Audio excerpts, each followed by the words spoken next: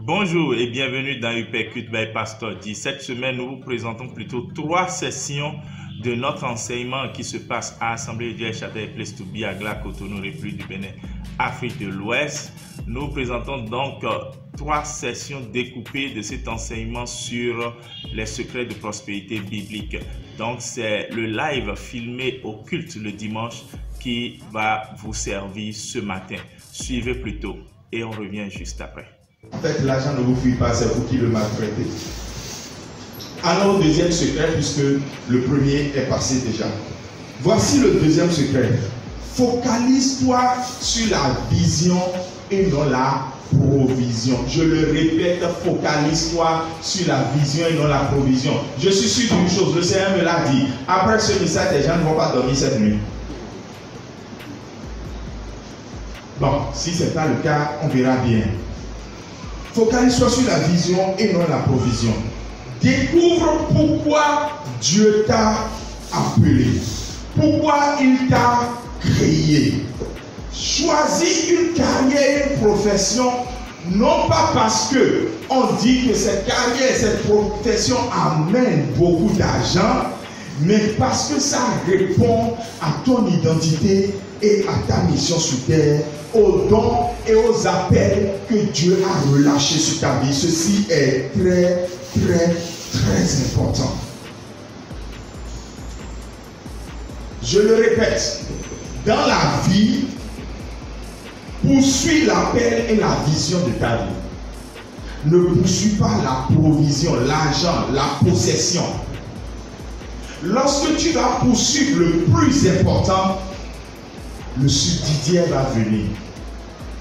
Mais beaucoup courent après ce qui n'est pas important.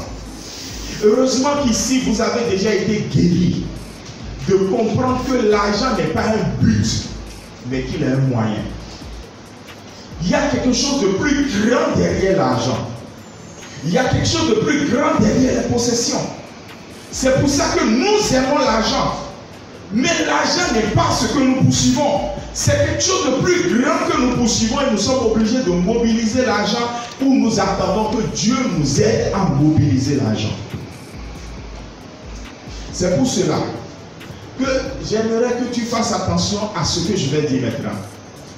Lorsque quelqu'un te rencontre, et te demande qu'est-ce que tu veux devenir dans la vie, je vous le dis, par respect pour ton prochain, parce que tu es un chrétien, que tu ne peux pas gifler quelqu'un, ne le gifle pas.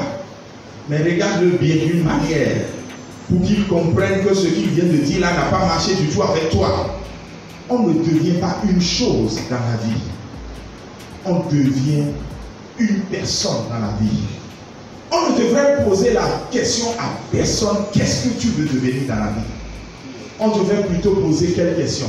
Qui veux-tu devenir dans la vie? Et malheureusement, depuis notre enfance, c'est la question, qu'est-ce que tu veux devenir dans la vie, qu'on ne cesse de nous poser. Parce qu'en fait, c'est ça, ce qu'eux-mêmes ont reçu comme héritage. Maintenant, ce matin, l'héritage mauvais est détruit par la parole de Dieu dans ton cœur. Ce mauvais dépôt est enlevé au nom de Jésus. Et le bon dépôt prend sa place maintenant. Nous sommes appelés à devenir quelqu'un, pas quelque chose. Nous ne sommes pas des objets, nous sommes des êtres que Dieu a envoyés sur terre pour un mandat. Quelqu'un dit mandat. Éphésiens 2:10. Il y a des bonnes œuvres que Dieu a déjà préparées à l'avance. Et quand il t'emmène sur terre, il veut que tu les accomplisses. Le passage dit même qu'il les a préparés avant la fondation du monde. Pour que toi, tu sois la personne qui accomplisse ces œuvres. Et tu veux être quelque chose. Donc, il faut être quelqu'un pour faire ça. Vous allez voir, la plupart de ceux qui ont poursuivi quelque chose dans la vie ne sont pas heureux. Je vais vous le prouver. Voici la première chose que son père lui a dit. Pour un chrétien, le bonheur n'est pas ce qu'il cherche dans la vie. Pour un chrétien, le bonheur n'est pas ce qu'il cherche dans la vie. Son père lui explique. Dans le royaume de Dieu, le but de quelqu'un, sur la terre, c'est obéir à Dieu. D'accord? C'est ça.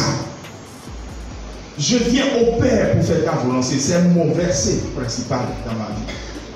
C'est avec ce verset que je signe tous mes mails. Dans la vie de quelqu'un, le but, ce n'est pas je veux être heureux, parce que c'est sous le produit du bonheur, de l'épanouissement, qu'on vous vend toute la sorcellerie et toute la magie aujourd'hui. Veux-tu être heureux? Achète tous ces électroménagers là. Veux-tu être heureux? Inscris-toi dans telle science occulte. Veux-tu être heureux? Viens acquérir telle puissance. Veux-tu être heureux? Accède à telle position. Ces choses ne sont pas mauvaises, sauf peut-être les rituels, bien sûr. Mais ce qui est important, c'est plutôt obéir à Dieu. Et quand son père lui a dit, il faut donc, en obéissant à Dieu, promouvoir les valeurs du royaume de Dieu et essayer de trouver plus tard une joie en accomplissant ce pourquoi on est sur terre. J'aimerais vous montrer ce verset. Quand Jésus dit dans Marc 8, versets 34 et 35, Marc 8, versets 34 et 35, si quelqu'un veut être mon disciple, qu'il renonce à lui-même, qu'il se charge de sa croix et qu'il me suive.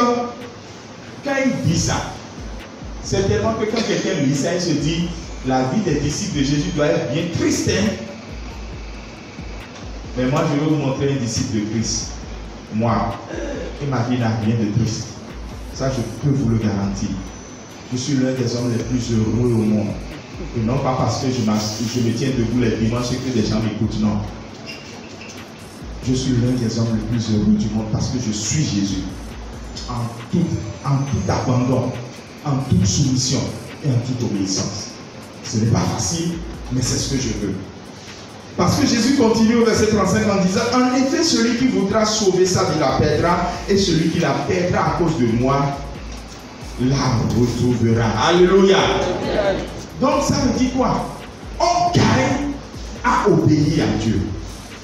La deuxième chose que son père lui a dit, c'est que... Oh là là, non, bon, écoutez, demain vous aurez la suite. Donc la deuxième chose que son père lui a dit, vous allez l'entendre. Je prie que chacun découvre son identité, poursuive sa mission et jalouse moins les autres. Shalom et à demain.